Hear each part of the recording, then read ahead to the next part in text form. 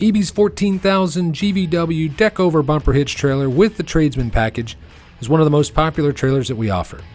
It's got an all extruded aluminum floor, which is an 1/8 inch thick deck board with integral cross members on 6 inch centers. Strength is made up by a 10 3/8 inch tall extruded aluminum main beam. Features Peterson LED lights with sealed wiring harness. DEXTER 7,000 pound rubber torsion axles with electric brakes on both axles. 16 inch aluminum wheels with 235 ADR 16 radial tires. A matching spare tire and steel wheel. A lockable A-frame toolbox. 4 stake pocket mounted relocatable D-rings to secure your load. 50/50 fold flat ramps with an integrated torsion rod to make lifting and lowering your ramps a breeze.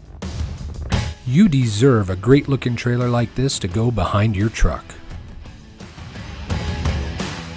Available in 18, 20, and 24.5 foot lengths.